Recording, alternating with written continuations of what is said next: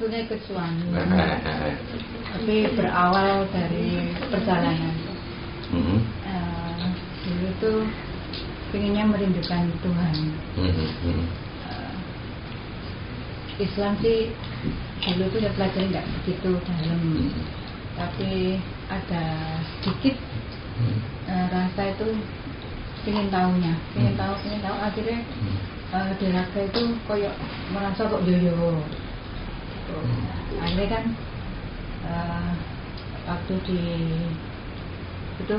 di rumah itu yo urip kok koyok ngene to, koyok gak bermanfaat, hanya betul mencari dolar, mencari uang.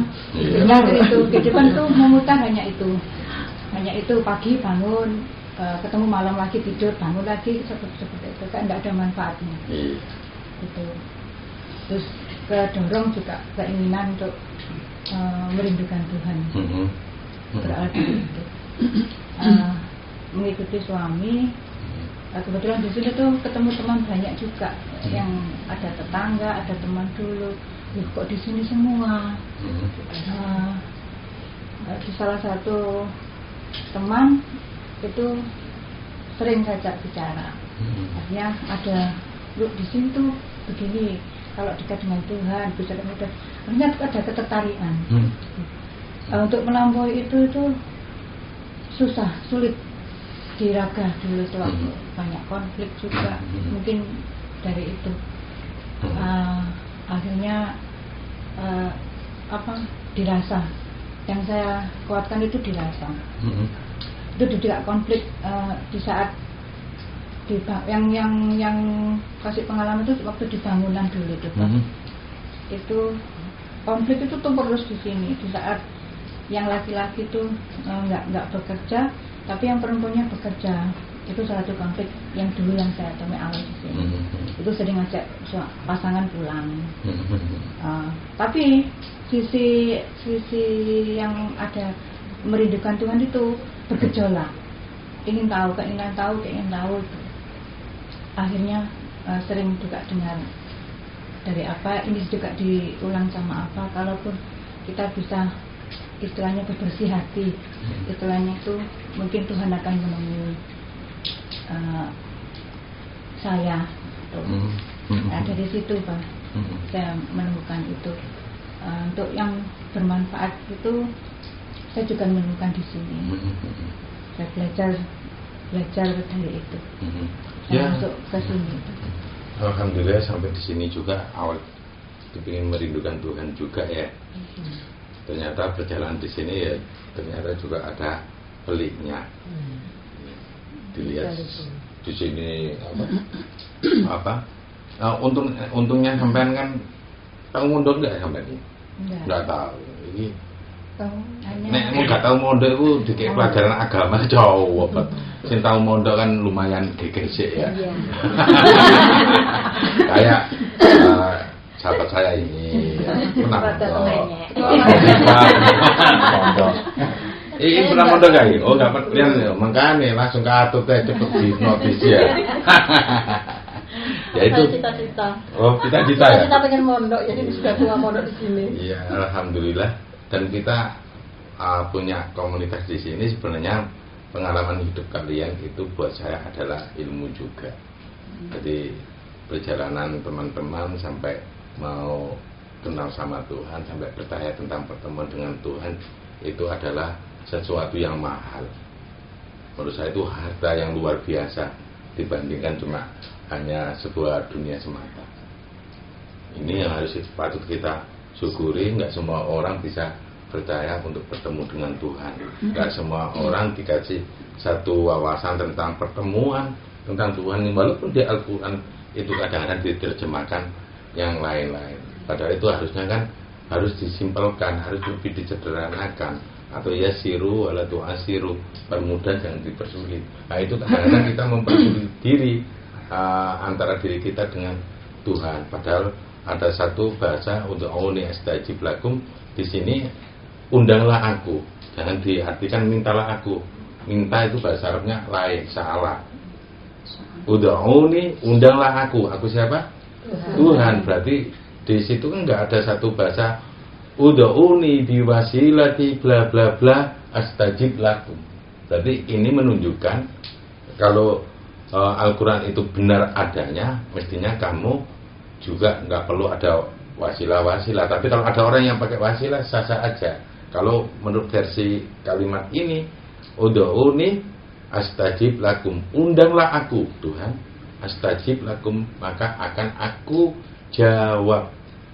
Bukan aku kabulkan, bahasanya mengabulkan ya qobalah. Ya, itu. Nah, ini kan kadang orang-orang menerjemahkan ini beda. Artinya di sini kita dengan Tuhan sebenarnya nggak ada hijab selama kamu mau mengundang Tuhan. Nah, ini contohnya tadi dari Mbak Iin, selama di SMP punya pengalaman seakan-akan ada jawaban dari Tuhan juga. Begitu. Ya, saya pikir ini pengalaman hidup sampai ke sini dan akhirnya kalian mendapatkan satu berkah, anugerah, ya, taufik dan hidayah. Taufik dan hidayah. Akhirnya kamu diberi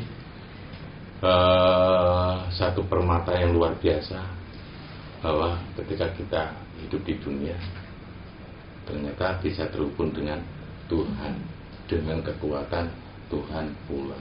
Ini yang harus patut kita rasakan. Ini harta yang paling berharga, karena tidak semua orang bisa mempercayai tentang hal ini. Apakah gara-gara di surat Ar-Rum ayat 8 itu, wa inna katsiran minan nasi biliqa'i rabbihim lakafirun. Sesungguhnya kebanyakan manusia amat mengingkari pertemuan dengan Tuhan. Kebanyakan manusia, berarti ada yang sedikit yang percaya ketemu Tuhan. Mudah-mudahan banyak orang yang percaya ketemu Tuhan setelah kita ngobrol-ngobrol seperti ini. Amin. Ya. Tapi boleh enggak kalau masih ada satu pertanyaan gitu? Oh, boleh. Ya, nambah cerita ya boleh Pak. Ya, boleh. Enggak, saya mau ini yang saya alami. Kalau enggak salah ya, Ya. di Al-Qur'an kalau enggak salah itu ada tafakkaru fi khalqillah wala tatafakkaru fi dzatillah. Kalau enggak salah artinya berpikirlah kamu tentang ciptaan Tuhan. Tapi kamu jangan berpikir bagaimana zat Tuhan. Nah, itu dimaknakan begini. Oh, sawakmu itu gak usah mikir-mikir Tuhan itu terbuat dari apa, gak usah mikir. Tapi pikirkan ciptaan. Nah, Allah ciptaan itu, ya Allah, pohon seperti ini engkau ciptakan. Sungguh engkau maha sempurna seperti. Hanya itu saja yang diajarkan, sehingga untuk bertemu langsung itu menjadi satu ketidakmungkinan. Di saya juga mungkin bagi teman-teman yang lain ya, ada yang mengalami seperti itu. Akhirnya terbingkai. Masuk itu gak mungkin nek wong itu ketemu Tuhan. Nah, seperti itu. Nah, ini bagaimana? Iya. Itu kan urusan berpikir. Kalau berpikir ya berpikir kepada ciptaan Tuhan. Tentang Tuhan jangan kamu pikir-pikirkan, jangan pernah kamu tafsir-tafsirkan. Datang kepada Tuhan minta penjelasan.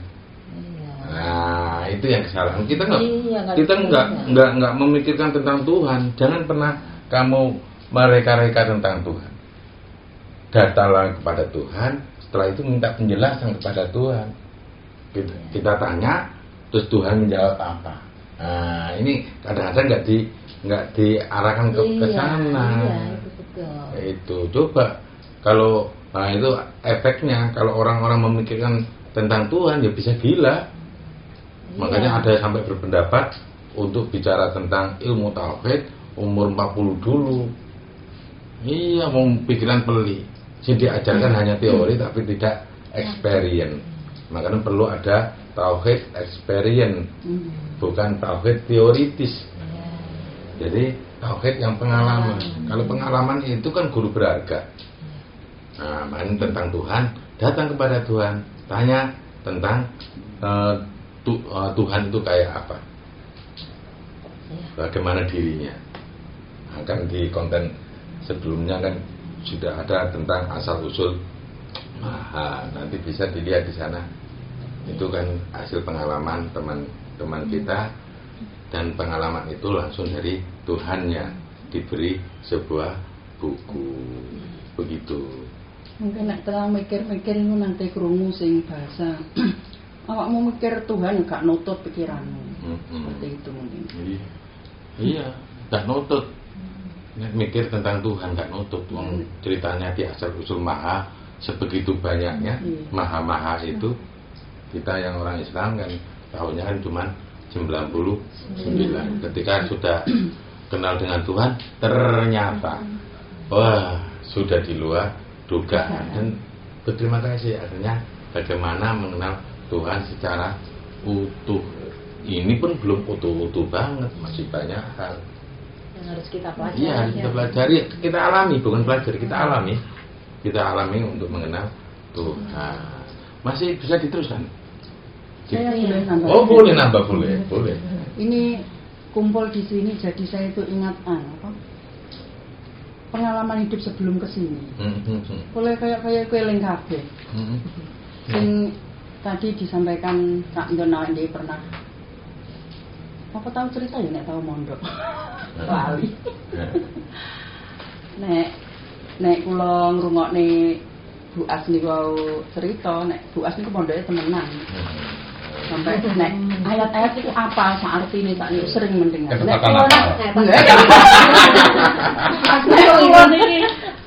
dulu niku nek eling kula mondok niku krasa kula nggih.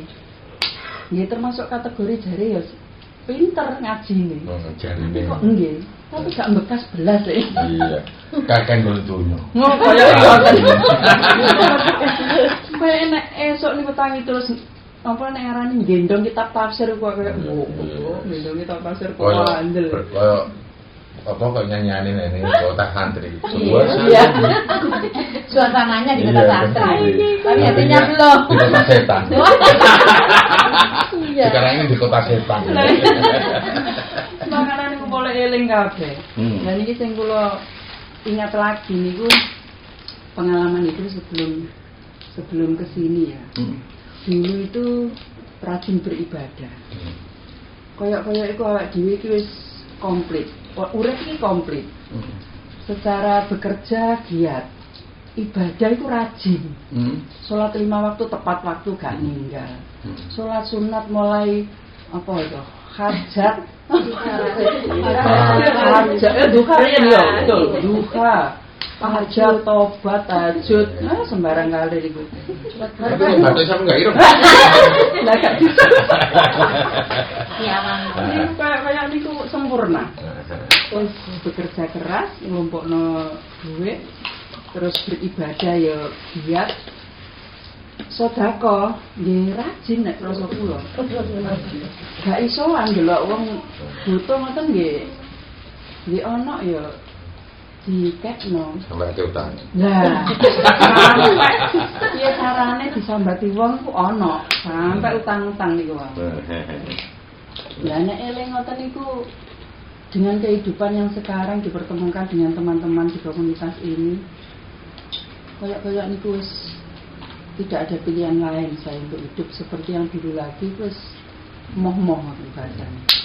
Bisa dirasakan sekarang sudah menemukan nek diarani tujuan uripe awake dhewe iki apa, nggih mengupas lagi tentang beribadah, menyembah dan mengabdi niku pun tasik masih napa nggih prakteknya masih belum maksimal. Sampai sekarang pun masih mencari dan memperkuat lagi apa itu bentuk ibadah kita kepada Yang Kuasa. Setelah dipertemukan dengan Tuhan, istilahnya dan mriki wis iso ada yang bisa mengantarkan kita untuk ketemu Tuhan, akhirnya memperkuat lagi bahwasanya ya urip sing sakbenere ya kudune wis ngene iki. Wis istilahnya saya malah sudah berusaha untuk memasukkan rasa bahwasanya wis iso urip kaya dhewe iki piye carane sok manfaat lah untuk orang lain. Yes, nggak ada pilihan lain, yes. Sudah tidak ada kata-kata yang bisa disampaikan lagi. Tidak ada pilihan lain, yes. Di sini bersama teman-teman, di rogo iki sok manfaat untuk orang lain. gitu. Iya. Ya, baguslah kalau sekarang sudah hidup tidak mementingkan diri sendiri. Bagaimana khairun nasi anfa'ul linnas itu berjalan pada diri kita. Kan ada khairun nasi bukanlah khairun nasi itu sholat, ya. Jadi khairun nasi anfa'ul linnas yang ada. Ya, itu yang perlu dipahami karena Rasulullah sendiri mengatakan kita kan konsepnya Rasulullah diturunkan sendiri kan inama bu'itsu tamimam makarimal akhlaq. Jadi apa-apa yang diajarkan Rasulullah apakah melalui rukun iman, rukun Islam, muaranya ke akhlakul karimah. Kalau nggak sampai ke sana, maka perlu ditanyakan media yang sudah diajarkan oleh Rasulullah dijalankan secara tepat atau tidak. Kalau tepat, maka muaranya semuanya ke akhlakul karimah. Pertanyaan lagi ya Mas? Oh boleh. Saya tergantung. Sampai subuh pun nggak apa-apa. Bong. Itu anak tangga itu ditanya. Bagaimana? Mas saya bisa ada tambahan? Ini ku dimarekno dilanjut. Dilanjut. Gak apa-apa ngomong bekono. Iya. Lanjut. Kan kalau di sini katakan bermanfaat tadi dulu ya, bisa kita hidup bareng-bareng, melakukan apa bersama-sama untuk bersama-sama juga ya. Nah ini bagaimana dengan teman-teman yang di luar? Kadang-kadang bagaimana bentuk manfaatnya itu? Ya kita harus dimulai dari diri kita, memberikan contoh bentuk bermanfaat. Dan sahabat-sahabat yang di sini kan saja, ayo kita mengelola satu sawah di sana. Bagaimana kita kelola bareng-bareng, tapi tidak hanya kita gunakan di komunitas ini, nanti juga kepada orang di lingkungan sekitar. Kalau pas nanti sampai banyak, kita luaskan manfaat itu ke banyak orang. Itu terus syukur-syukur ini nanti akan dicontoh oleh teman-teman kita yang punya komunitas di sana juga memikirkan orang di sekitar. Kalau ini berjalan dengan baik, saya yakin negeri ini akan menjadi baik dan menjadi Indonesia yang mandiri. Saya kepingin sumbangsih kelompok kecil untuk Indonesia mandiri. Mudah-mudahan dicontoh oleh kelompok-kelompok kecil yang menjadi Indonesia yang mandiri, dan kelompok-kelompok seperti ini akan memperkuat negara. Tidak harus mencaci negara, tidak harus merogoti negara, ya. Dan yang ada di pemerintahan juga mau mengayomi orang-orang yang kecil-kecil. Nah, sudah ada program-program dari si Pak Bahlil itu ya, bukan Bahlul, tapi Bahlil. Bahlil ada program UMKM ya. Apa itu UMKM? Usaha menengah kredit mandiri. Oh. Mungkin mau usaha ya. Usaha menengah kecil dan mikro. Kecil dan mikro. Enggak ngerti. Oh iya, saya juga. Jadi udahlah. Ya, seperti itu. Loh, ini maksud saya untuk teman-teman yang di luar, bagaimana manfaat mereka itu loh untuk orang lain, harusnya apa yang dilakukan? Ya seperti saya bilang tadi. Tetap seperti yang mulailah dengan diri kita sendiri. Oh, gitu. Ketika kamu sudah hidup untuk orang lain, bahwa hidup untuk orang lain itu nyaman, ya, dan itu akan lihat ke kehidupan sampean. Loh, sampai kok bisa seperti itu buas? Kenapa kok bisa seperti itu? Ya hidup untuk orang lain. Ternyata itu akan bisa membuat sebuah ketenangan di dalam diri. Kalau tadi ada jawab, ayo kita mulai dengan diri sendiri atau mulai dengan satu komunitas ini ya untuk bisa bermanfaat di orang di sekitar. Ya. Terima kasih. Yang lagi bermanfaat ya. Mungkin ketika seseorang ini dia nggak punya materi, kemudian nggak punya tenaga, dia hanya bisa mendoakan dengan rasa yang baik. Apakah itu juga termasuk bermanfaat? Bermanfaat. Orang selalu mendoakan untuk kebaikan orang lain. Itu juga salah satu bermanfaat. Dengan tersenyum ini membuat orang lain melihat kita menjadi rasanya ayam, ini juga bermanfaat walaupun dikatakan itu sebuah sedekah atau sedekah. Atau kamu mengambil barang yang membahayakan di jalan, itu juga termasuk bermanfaat. Banyak bentuk bermanfaat. Tidak hanya kita memberikan sebuah materi. Kamu ngomong indah begini juga bermanfaat. Kamu bercerita seperti ini dan akhirnya ada pemirsa juga melihat asal usulmu sampai ke sini, ini juga bermanfaat. Jadi banyak. Khairun nasi anfa'uhum linnas dalam aplikasinya, dalam prakteknya itu banyak. Jangan dibatasi. Bermanfaat harus seperti saya, harus seperti saya. Ini nggak boleh. Jadi apapun bentuk manfaat itu harus kamu hargai. Orang itu bermanfaat dengan caranya, kamu hargai itu juga betul. Asalkan tidak merasa unggul, asalkan tidak membingkai. Bermanfaat harus seperti diriku, dirinya nggak boleh. Harus kita juga menghargai tingkat orang itu bisa bermanfaat dengan caranya. Allah Ta'ala tidak menyeragamkan kok.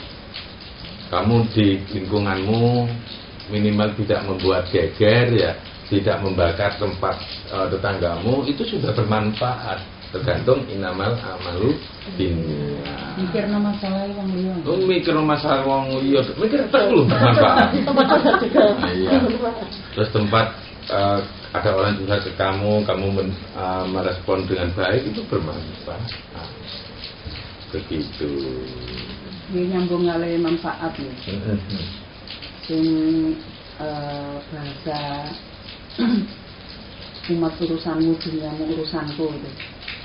Nah, itu mungkin yang sudah saya rasakan.